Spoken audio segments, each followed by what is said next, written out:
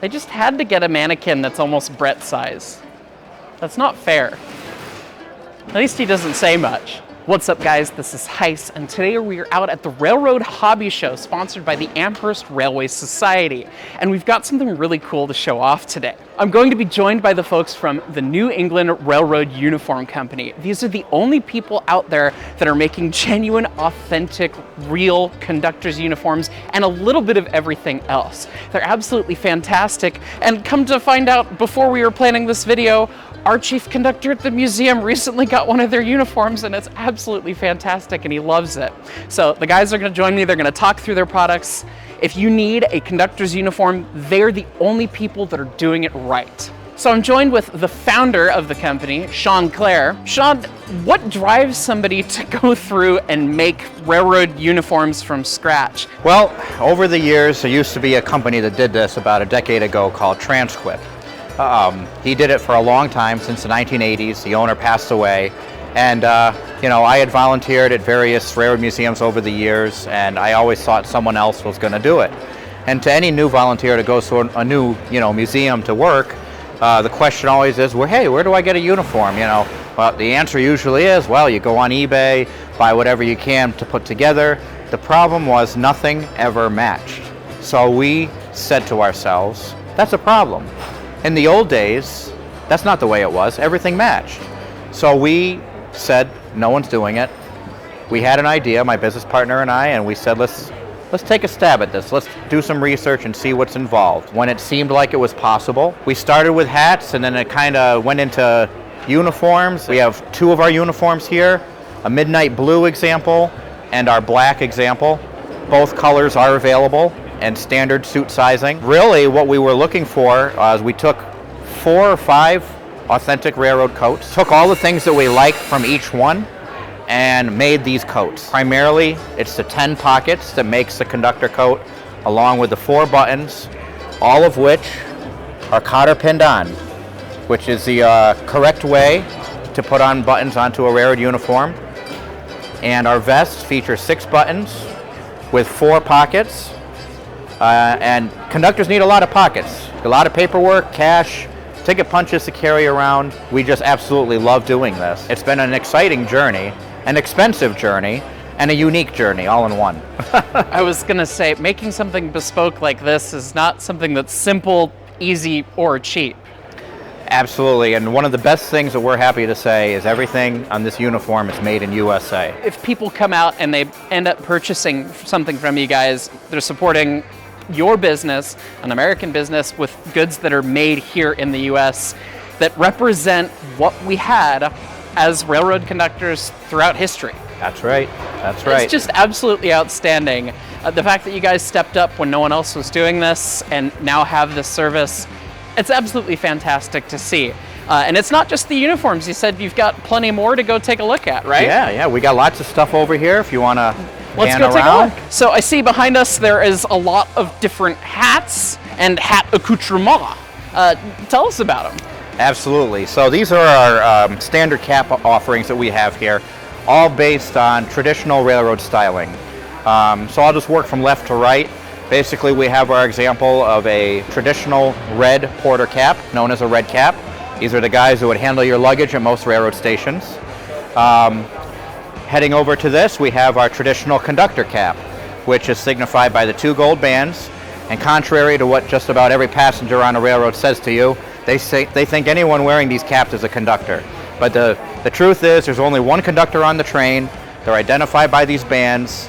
And the historical reason is, when you look down a train car and you see a crew member down there, the conductor will be instantly identified by these gold bands. That's why they're there. Next, we have our transit cap, which is what I would call a good balance for use with various trolley companies, transit companies, bus lines. It was very popular in the 1950s. Then we have our trainman cap, which is standard for just about any railroad crew member on the train. Brakemen, trainmen, they'd wear a cap just like that. This is actually something new that we're working on for this year. This is our Railway Express Agency cap. It's still in development. We're working on duplicating the buttons right now. We're going with the older style Railway Express Agency button. It's a nice square button there. The hardest part with this so far has been locating the proper green. We're doing our best with it. We have the patterns ready to go, but the green, it's really hard to find that. We're doing our best on it. Color is important. Yeah. Take the time. Absolutely. And then our last cap here is the same style cap that was used by the red caps in the 1955 movie, North by Northwest.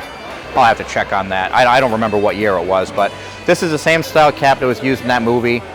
This is just some leftover stock from a heritage railroad up here in New England that wanted a special run of these caps, so it's kind of a limited thing. If anyone's looking for one, we have like 4 left. And that's it. Those are all our caps.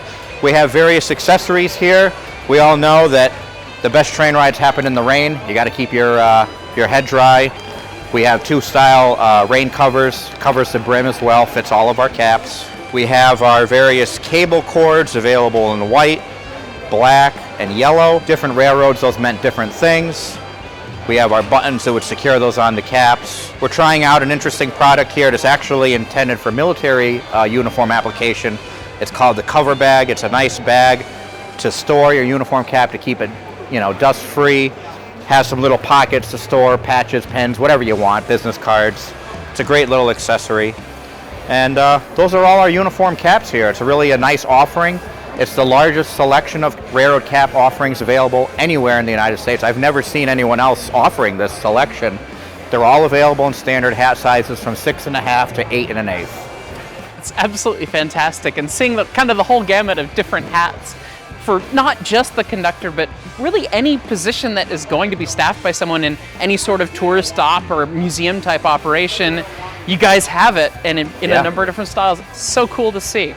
Absolutely. So here to talk about some of the fine details about other offerings that the company has is co-founder Camilo Santiago. Some of the stuff that's over here is really cool. Tell me what's going on here. So one of our options that we have for your uniform is the gold bullion service bars and stars.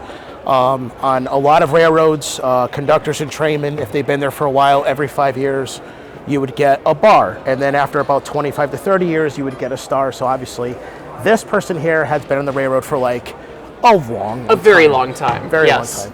These are real gold bullion wire service bars. So it's kind of a big deal.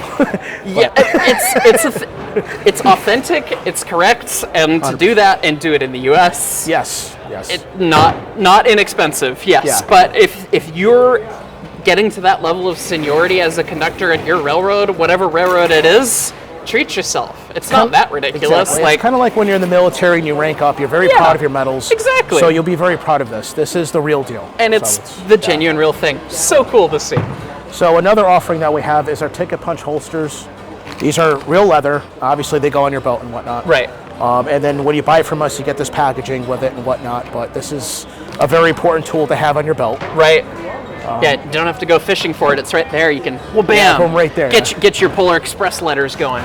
Exactly. I get asked that all the time when I'm on trips. Can you do the P? I'm like, I don't know. I could try, The leather key belt holder. Again, when your boxcar or locomotive is coming at you, you can hurry up and get your keys out to throw your switch.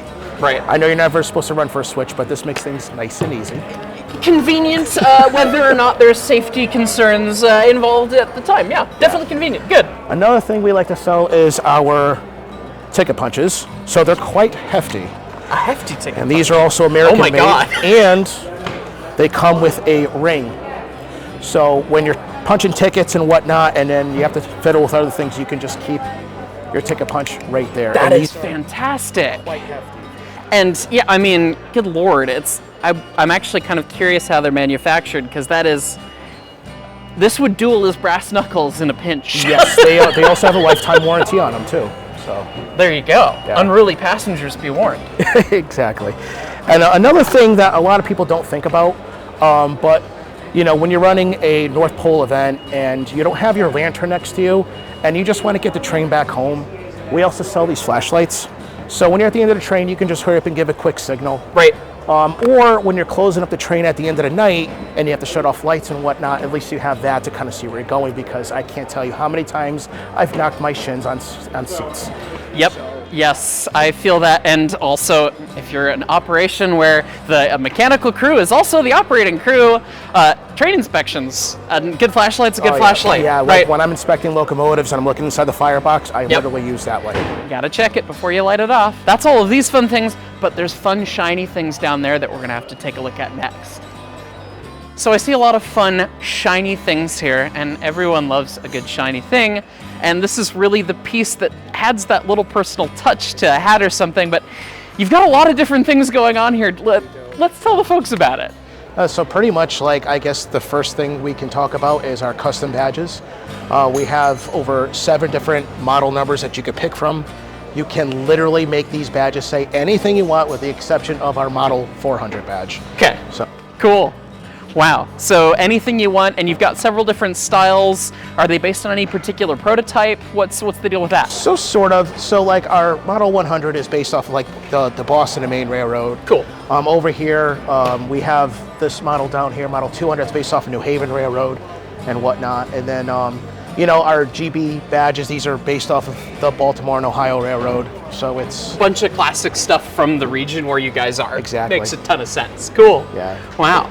Okay, so these badges, bunch of different styles. You can make them say whatever you want, which anything. ES&D T. Well, you know, I mean, he's got the merch on. He gets it. You know, you see how it is. Yeah. But moving down the table this way, I see that there is still so much more. What's going on over here? So we also did custom work for a bunch of other railroad museums, such as for the Arcade in Attica.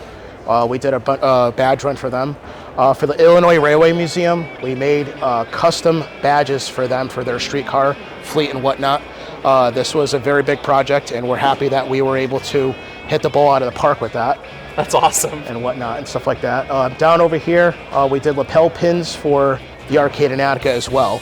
So they really love that. And then, of course, we have the Union Pacific 1954 old stock type of stuff going on here as well. So they were telling me about this earlier. So you guys found new old stock badges that were not finished. Not finished. And you guys got to complete that piece of history. Yes, exactly. So basically, if you were a UP employee back in 1954, this is exactly what you would have got. Which is it's just so cool. That's one of those stories when you're thinking about railway preservation. You guys are trying to preserve the uniform, the history, all of the little details that made the role look like, and that's the touchstone for the public.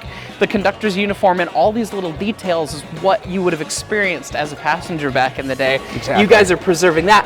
But a story like that, getting something that's actually an artifact and being able to complete it and have it as new, that is such a cool It's thing. almost like if you bought a house and you went to the backyard, and inside the backyard you have the shed, and there is a Dodge Challenger back there. Right. It's just like, it's your barn wow. find, but it's railroad badge barn find. Yeah. That never happens. And then we have the restrikes for the Pennsylvania Railroad.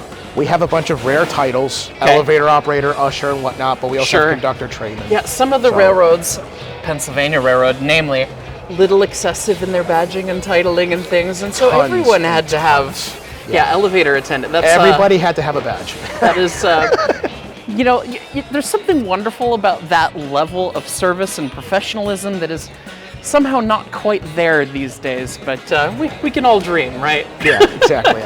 And then we've got a bunch of buttons. Buttons, tons and tons of buttons. We have our small buttons, which would typically go on vests and cufflinks. Sure. We have our large buttons, which typically go on your conductor coats and whatnot. And we have Eastern roads and Western roads.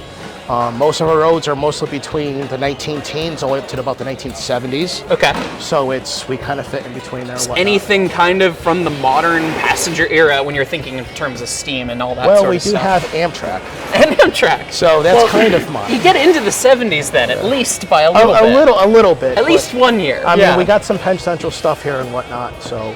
That's a good bit of fun. Well, this is so cool. And I mean, these are the little details that really make your uniforms stand out.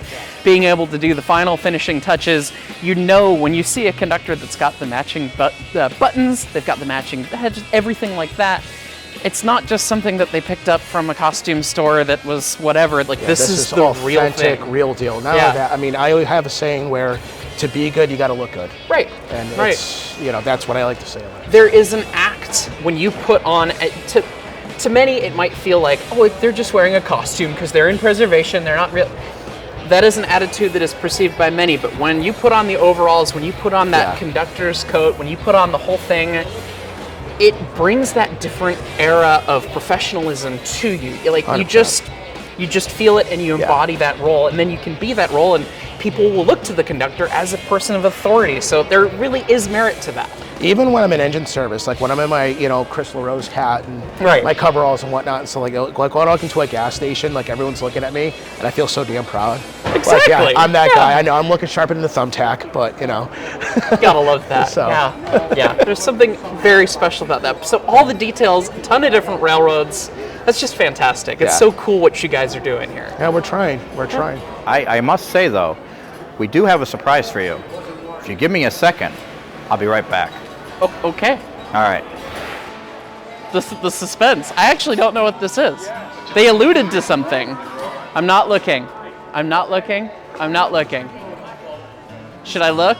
This is something really, really special. Okay. Just calling this the Heist Special. It's the Heist Special. Go ahead and open it up. It's got the bird on it. Lots of cockatoo noises. I'm trying not to break it. It's a nice box. And I love this. I have a hat from them already that they sent me because these guys are just genuinely wonderful humans. The way that you guys package stuff is just excellent in all period materials. Oh, well, now this is just too fun. That is the Heist Special. The hyacinth blue. That is... With the gold suit touch. That is perfect. That is absolutely delightful, guys. I'm touched. Definitely a one of a kind. You won't see that hat anywhere else. I love that. Okay, well now... You got to put it on. I know. I literally, like, legally required. Does that make me the conductor of this show? All right. It's perfect. How do I look? I look like I was on an overnight flight and I didn't brush my hair. That's how I look. But I've got a great hat. Yes. Guys, thank you so much. Yeah, you're welcome. Goodness. I'm so spoiled.